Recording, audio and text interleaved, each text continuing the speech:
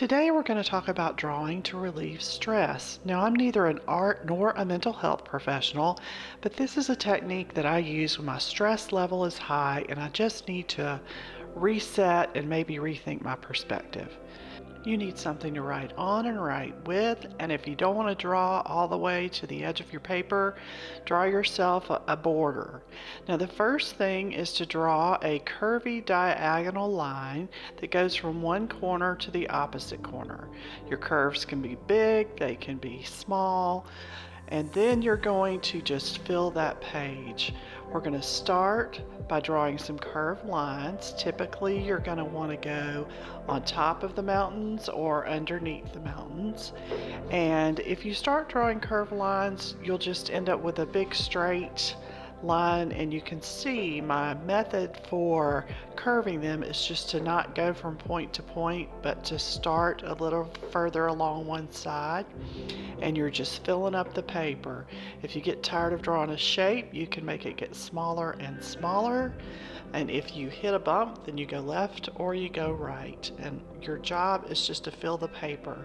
What I like about doing this is if you draw something that's too simple, it doesn't occupy enough of your mind. But if you draw something that requires just a little bit of extra thought, like where should I start next? Should I go left? Should I go right? That occupies enough of your mind that you can push those stressors to the back of your mind and just really get involved in the drawing process. The other thing I like about this is you really do end up with a beautiful drawing when you're finished. Just simple curved lines repeated over and over and over can just take that stress away. And you can see sometimes I shut the shape down pretty quickly.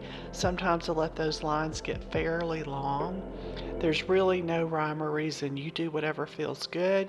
You don't worry about it if you get a little shaky or if one's too close or they overlap a little bit. There's so much going on in this drawing that nobody's going to notice those little bumps.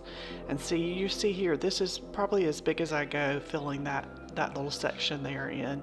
My hand starts getting shakier the bigger the curves get, so I tend to try to stop before that grows too large.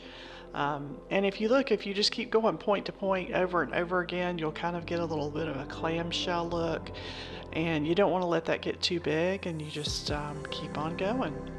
Some people, if it'll be different too if you draw that initial curvy line really close together versus putting more space between it. The results will be different. It also makes a difference whether you choose a thick pen or a really fine one, and so you can do this on something as small as an index card. You don't have to fill a big page like this. Probably the first time I tried this, it took me several hours to complete one.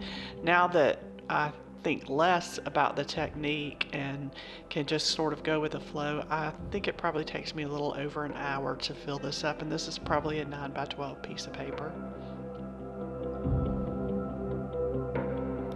The one there to the right is black paper with a silver gel pen, and it's really sparkly.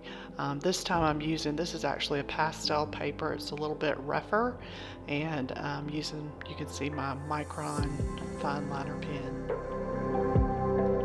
I need to give credit to someone named Gemma over on Instagram. She is a professional artist who makes pictures of this nature using this technique and lots of others.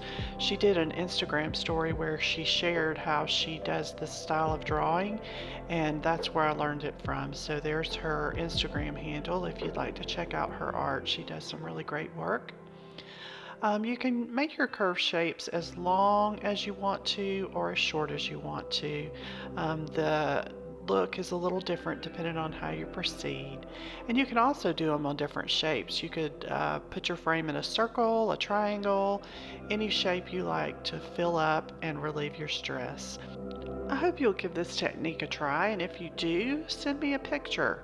You can find my email address on my About page, and I'd love to hear from you.